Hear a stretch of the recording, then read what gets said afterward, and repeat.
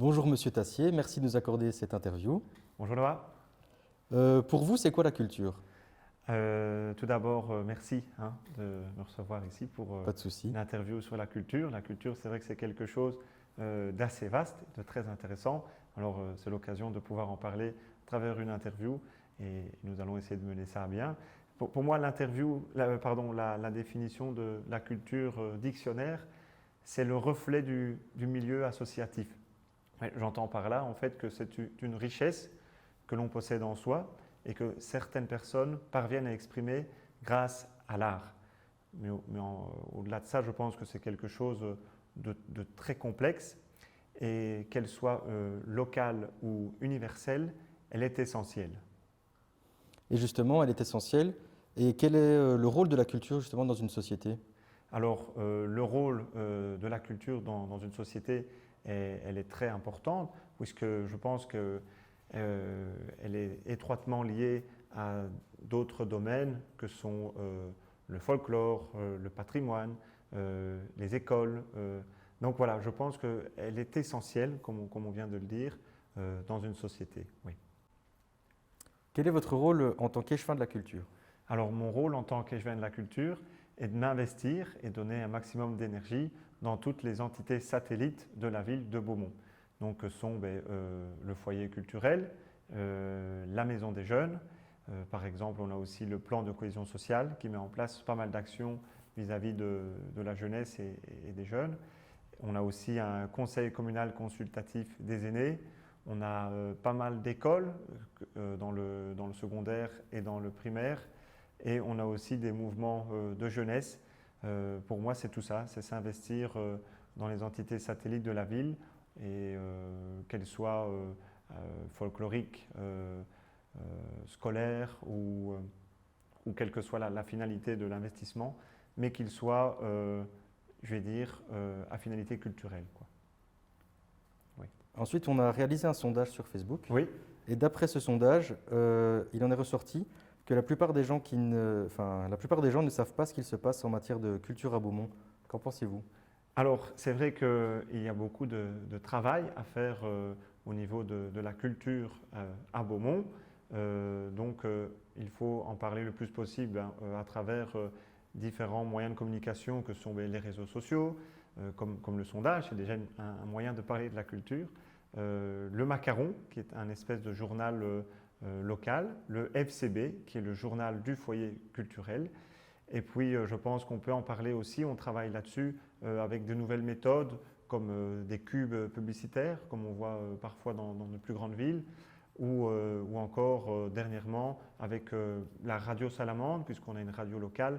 Donc, c'est vrai qu'il faut encore parler le plus possible de la culture et faire un maximum de pubs lorsque la vie culturelle va pouvoir reprendre, et c'est le cas maintenant. Il va falloir en parler beaucoup pour attirer les gens, et notamment dans notre centre culturel, où là, il va y avoir énormément de représentations culturelles, quoi. Justement, est-ce que le Covid a eu un impact sur la culture à Beaumont? Oui, je pense qu'il a eu un impact, même à notre petite échelle, mais il a eu un impact de manière générale sur toute la culture dans le monde. Je parlais avec un musicien belgo-portugais, qui s'était représenté lorsque l'on avait relancé le concept des fêtes de la musique il y a 3 ans, avant le Covid, où on avait lancé un marathon musical. Et donc celui-ci m'a dit, donc c'était pour ceux qui peut-être verront l'interview et qui le reconnaîtront, était un grand amateur de Duvel. Et il m'a dit qu'il avait dû trouver un autre métier, parce que c'était un musicien très doué, très talentueux. Et il a dû chercher un autre métier. Heureusement, il a eu l'aide de sa famille pour pouvoir l'aider, subvenir à tous ses besoins. Et c'est vrai que le monde de la culture, le monde des artistes en général, a été malmené durant ces 3 dernières années. Et il va falloir que la vie culturelle reprenne pour pouvoir donner un peu de culture à tous les gens qui en sont amoureux, et bien entendu pouvoir aussi donner de quoi vivre à toutes les personnes qui s'investissent et travaillent dans la culture, quoi. Toujours d'après notre sondage, il en est ressorti que les gens qui s'intéressent à la culture se déplacent dans les grandes villes. Oui. donc par exemple à Bruxelles, à Mons ou à Charleroi. Ne serait-il pas intéressant que ces gens assistent à des événements culturels dans leur commune? Oui, oui, oui, tout à fait. C'est juste. Je pense qu'en fait, une représentation culturelle, c'est comme la cerise sur le gâteau d'une belle journée que l'on passe dans une grande ville. On lit ça peut-être à des courses, on lit ça peut-être à une visite en famille, etc. Mais je pense que Beaumont est en train de faire son retard socio-économique avec des activités que l'on va pouvoir faire en journée ici également. Je pense que si on imagine que l'on assiste à une représentation culturelle après par exemple un bon restaurant, bien quand on voit que la place de Beaumont est de plus en plus active et qui est proactive en termes d'ORECA, il y aura même bientôt prochainement un petit hôtel, bien je pense que tout ça va pouvoir aller de pair dans notre nouveau centre culturel qui se situe dans la rue de la Déportation. Oui. Est-ce que vous savez quel est le budget annuel consacré à la culture à Beaumont? C'est une bonne question. Alors, budget culturel rime avec subsides. Donc, il y a beaucoup de subsides qui sont octroyés dans toutes les entités satellites que je citais tout à l'heure. Ce sont des subsides annuels qui permettent pour d'autres ou pour certains de mettre en place des activités culturelles. Maintenant, c'est vrai que le budget culturel n'est pas énorme, mais je pense que ce n'est pas mal pour une petite ville comme Beaumont. Je pense que notre foyer culturel, qui est vraiment l'entité satellite la plus importante et la plus dédiée à la culture, elle, évidemment, reçoit un subside culturel. Et avec ce subside, même si, je le dis, n'est pas le plus important, parvient à faire des cordes avec des petits bouts de ficelle. Et donc, je le disais aussi tout à l'heure, la programmation qu'on a mis en place avec eux les permettra, dès les prochaines semaines ou dès les prochains mois, que l'on assiste à des représentations culturelles, toujours dans notre nouveau centre culturel. Oui. Justement, vous nous parlez du foyer culturel. Oui. Il n'est pas reconnu par la Fédération Wallonie-Bruxelles. Ça vous permettrait pourtant d'obtenir des subsides, vous savez nous expliquer pourquoi? Oui, en fait, le foyer culturel n'a pas été subsidié puisqu'il a été créé comme ça. Et donc, c'est vrai qu'il s'agit du BAGIC, du brevet d'aptitude à gérer des institutions culturelles. Mais même s'il n'est pas reconnu et donc qu'il ne permet pas d'obtenir plus de subsides d'organismes qui sont plus hauts que notre petite ville de Beaumont, mais il n'est pas... il serait faux de dire que le centre culturel ne propose pas déjà des bonnes activités et n'est pas proactif. Bon, par exemple, il y a eu la relance du marché, il lance chaque année une marche gourmande, il lance le village du livre, enfin bon, une panoplie d'activités que l'on peut retrouver donc, en suivant simplement leur page Facebook, sur leur site internet Foyer culturel, et puis également dans le journal FCB et dans le Macaron que l'on publie dans un toute boîte très régulièrement, quoi.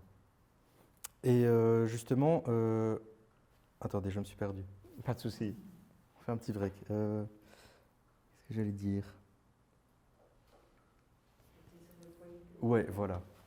Oui. Donc justement, est-ce que vous avez justement des perspectives et est-ce que vous pensez qu'il va être reconnu ou alors c'est pas dans les perspectives de le faire reconnaître? Oui, oui, tout à fait. Alors je pense qu'à l'avenir, oui, ce sera l'idée d'essayer de le faire reconnaître pour obtenir, comme on le disait tout à l'heure, les subsides qui viennent de plus haut, la Fédération Wallonie-Bruxelles notamment, et permettre de grandir, encore une fois, de franchir un cap dans la culture, quoi. Oui. Justement, vous nous avez parlé du marché. Vous savez nous expliquer un peu quelles sont les raisons de l'échec du marché, vu qu'on sait qu'il n'a plus lieu? Oui, eh bien voilà, c'est une information toute récente. En fait, le marché n'est pas vraiment un échec puisqu'il va continuer. Okay. C'est vrai que la fréquentation diminuait. On s'est beaucoup posé de questions. Bon, c'est vrai que pendant l'hiver, c'est moins facile de faire ses courses en extérieur. Bon, il y a eu aussi évidemment le coronavirus, mais bon, il faut aussi trouver des solutions. Et donc, on va le faire non plus 2 fois par mois, mais de manière hebdomadaire, le mardi cette fois, de 14 à 18 heures. Pourquoi? Parce que simplement on a pensé avec le foyer culturel que peut-être dans l'après-midi on pourra attirer un autre public, mais aussi le public qu'on avait le samedi lorsque après l'école les parents peuvent peut-être repasser au marché. Il y a beaucoup de voitures qui sont déjà en activité, de gens qui sont déjà en mouvement l'après-midi à un mardi, et donc peut-être que ça permettra de relancer le marché. Oui. Il y a certains artistes qui se sentent délaissés par la commune. Ils aimeraient plus de soutien. Est-ce qu'il n'y aurait pas un manque de soutien justement pour ces artistes régionaux? Oui, oui. Alors, notamment avec le Conseil des aînés, eh bien, on dédie la totalité de notre subside afin de le réinvestir dans la culture locale et dans des panneaux, dans des peintures avec des artistes locaux. Donc, par exemple, à Thérimont, on travaille sur la Saint-Nicolas avec une peinture de grande dimension qui va être faite par une artiste de Thérimont. À Barbançon, la représentation, la festivité locale, c'est le Grand Feu. Et ce sont aussi des artistes locaux du groupe Les Arts pour tous qui sont en train de faire la peinture. À Beaumont, il y a la légende de Charles Quint et de nombreux panneaux ont été faits par des artistes locaux. Et nous allons continuer dans cette optique-là pour tous les villages avec d'autres artistes, idéalement un artiste du village pour la peinture du village, mais pourquoi pas ouvrir le projet à d'autres artistes plus renommés comme El Nino qui était venu faire un grand graphe en encadrant des jeunes dans la rue derrière l'Office du tourisme. Maintenant, pour en revenir aux artistes locaux, eh bien, on a donc dorénavant un centre culturel qui sera dédié totalement à la culture. Et pour eux, il y aura des conventions d'occupation gratuites lorsqu'ils décideront de venir se produire dans un centre culturel où il y aura aussi de quoi projeter, de quoi entendre, de quoi écouter, que dans une salle communale, c'est peut-être un endroit moins propice pour travailler en termes de culture, quoi. Justement, vous nous parliez de projeter au foyer culturel, Oui. mais on a eu des informations comme quoi justement l'acoustique n'était pas très bonne au foyer culturel. Qu'est-ce que vous pouvez en dire? Oui, tout à fait. C'est l'idée qui était reçue à juste titre, puisque c'était une très grande salle, très vaste et très peu meublée. Mais dorénavant, on a pris contact avec des ingénieurs du son qui sont venus un petit peu nous guider, nous expliquer comment mettre en place du matériel audiovisuel, mettre par exemple des rideaux pour couper les endroits où le son pourrait s'échapper. Et donc, en fait, l'idée, elle est malheureusement encore mal reçue puisqu'on n'a pas encore pu vraiment, depuis qu'il est totalement rénové, l'inaugurer à cause du Covid. Donc, on a beaucoup travaillé en régie pendant le Covid. Maintenant, il est prêt, la programmation est prête et on n'attend plus que ça, pouvoir l'inaugurer et faire changer les fausses idées reçues sur cette belle salle, quoi. Oui. Et justement, on parlait du foyer culturel. Quels sont les événements culturels à venir durant l'année, et justement avec le Covid qui commence un peu à partir. Et du coup, quels sont les événements culturels à venir? Oui, donc ça c'est le foyer culturel qui met en place une programmation culturelle. On a la chance d'avoir pu faire un concert lorsque le Covid le permettait. Le 11 avril, une date importante, on a le spectacle de Pierre Mathuès, c'est quand même un artiste de renom, et qui viendra expliquer son spectacle, La Belgique, expliqué aux Français. Donc là, on espère avoir une salle bien remplie, bien garnie, et pouvoir faire tourner le centre culturel et qu'il y ait une superbe ambiance. Vraiment, on aspire à cela.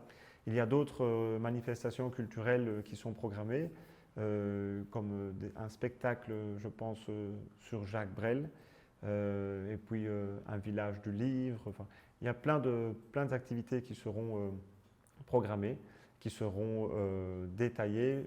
N'hésitez pas à suivre la page Facebook du foyer culturel où tout sera expliqué en temps et en heure, quoi. Ça va, merci beaucoup. Et alors une dernière question. Nous savons qu'à Civry-Rance, une plus petite commune que Beaumont, il y a une politique culturelle très active, avec beaucoup d'événements, un centre culturel très performant. Comment expliquez-vous le succès? Alors c'est vrai qu'à Civry-Rance, il y a un très bon centre culturel aussi. Je pense tout simplement parce que la culture a été lancée bien avant Beaumont. Maintenant, comme je disais, à Beaumont, on a par exemple un super centre sportif qu'il n'y a pas à Civry. À Chimay, il y a un supermarché qu'on n'a pas encore à Beaumont, mais à Beaumont, on a un super carnaval et il n'y a pas de carnaval à Chimay. Donc voilà, l'herbe n'est pas toujours plus verte ailleurs, et c'est ça aussi qui fait un peu la culture de chaque ville et son charme. Et c'est ce qui fait qu'on aime la culture à Beaumont. Et je pense qu'en termes de culture, tout le monde sait mon attachement pour le sport qu'est le football. Quand on décide d'aller voir un match de football, on va au stade de foot. Et à Beaumont, c'est vrai que pour assister à une représentation culturelle, il manquait un centre culturel. Et donc on a beaucoup travaillé dessus pendant les périodes de confinement. Et on espère maintenant que tout ça va pouvoir être plus tranquille pour pouvoir vivre la culture à fond. Comme je le dis toujours, soyons positifs, sauf au Covid. Un grand merci pour toutes vos réponses à nos questions et voilà. Mais merci à vous aussi. Merci beaucoup.